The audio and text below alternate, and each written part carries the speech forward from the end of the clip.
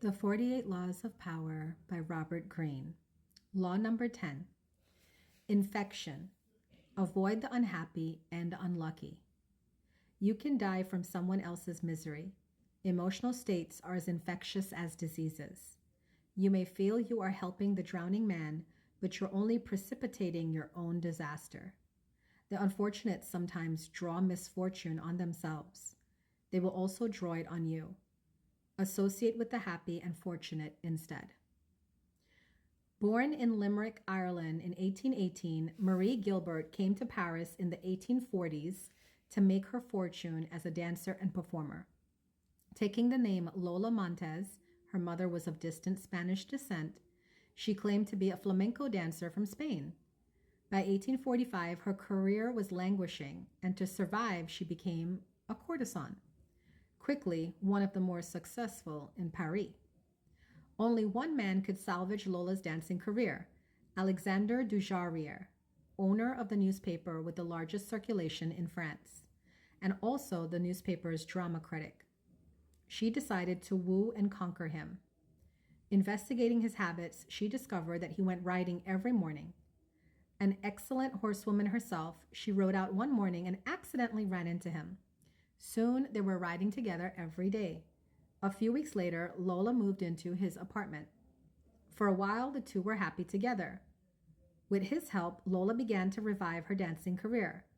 Despite the risk to his social standing, he told friends he would marry her in the spring. Lola had never told him that she had eloped at age 19 with an Englishman and was still legally married. Although Dujarier was deeply in love, his life started to slide downhill. His fortunes in business changed, and influential friends began to avoid him.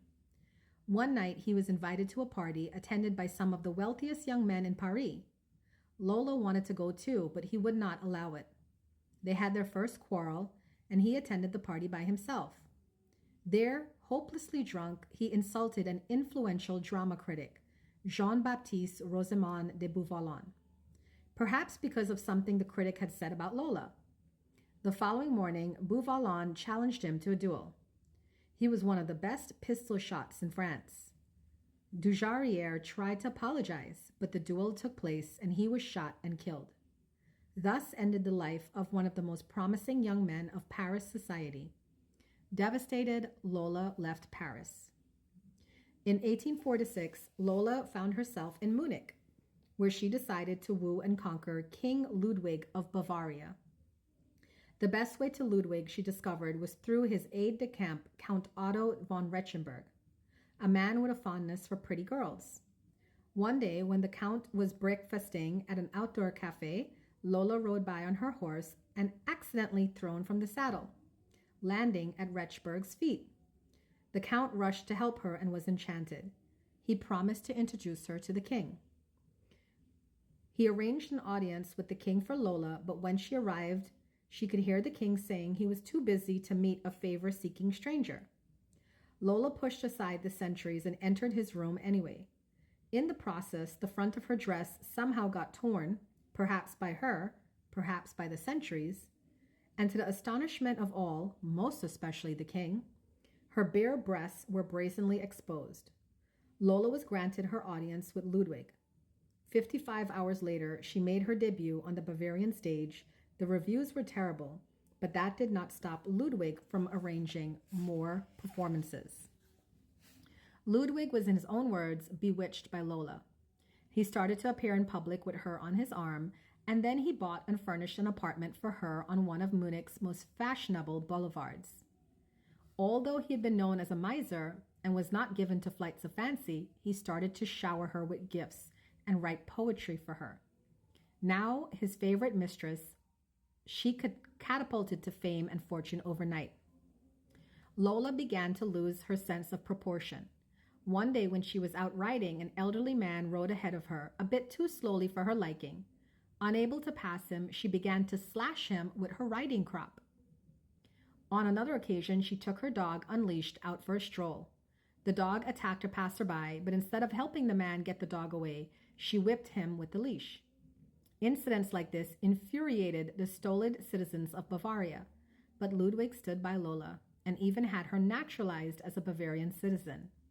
The king's entourage tried to wake him to the dangers of the affair, but those who criticized Lola were summarily fired. While Bavarians who had loved their king now outwardly disrespected him, Lola was made a countess, had a new palace built, and began to dabble in politics. She was the most powerful force in the kingdom. Her influence continued to grow, and she treated other ministers with disdain. As a result, riots broke out through the realm. A once peaceful land was eventually in the grips of civil war. By February of 1848, Ludwig was finally unable to withstand the pressure. With great sadness, he ordered Lola to leave Bavaria immediately. She left, but not until she was paid off. For the next 5 weeks, the Bavarians' wrath was turned against their formerly beloved king. In March, he was forced to abdicate. Lola moved to England. More than anything, she needed respectability, and despite being married, she still had not arranged a divorce from the Englishman. She set her sights on George Harold, a promising young army officer who was the son of an influential barrister. Although he was 10 years younger than Lola and could have chosen a wife among the prettiest and wealthiest young girls of English society, he fell under her spell. They were married in 1849. Soon arrested on the charge of bigamy, she skipped bail and she and Harold made their way to Spain. They quarreled horribly, and on one occasion, Lola slashed him with a knife.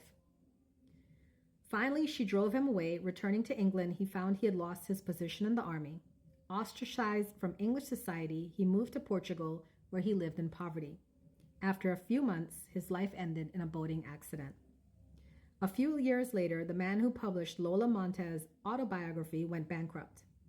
In 1853, Lola moved to California, where she met and married a man named Pat Hull. Their relationship was as stormy as all the others, and she left Hull for another man. He took to drink and fell into a deep depression that lasted until he died. 4 years later, still a relatively young man. At the age of 41, Lola gave away her clothes and finery and turned to God. She toured America, lecturing on religious topics, dressed in white and wearing a halo-like white headgear. She died 2 years later in 1861. Lola Montez attracted men with her wiles, but her power over them went beyond the sexual. It was through the force of her character that she kept her lovers enthralled. Men were sucked into the maelstrom she churned up around her. They felt confused, upset, but the strength of the emotions she stirred also made them feel more alive. As is often the case with infection, the problems would only arise over time. Her inherent instability would begin to get under her lover's skin. They would find themselves drawn into her problems, but their emotional attachment to her would make them want to help her. This was the crucial point of the disease, for Lola Montez could not be helped. Her problems were too deep. Once the lover identified with them, he was lost. He would find himself embroiled in quarrels. The infection would spread to his family and friends, or in the case of Ludwig, to an entire nation. The only solution would be to cut her off or suffer an eventual collapse. The infecting character type is not restricted to women. It has nothing to do with gender. It stems from an inward instability that radiates outward, drawing disaster upon itself. Flee the infector's presence or suffer the consequences. The 48 Laws of Power by Robert Greene. Law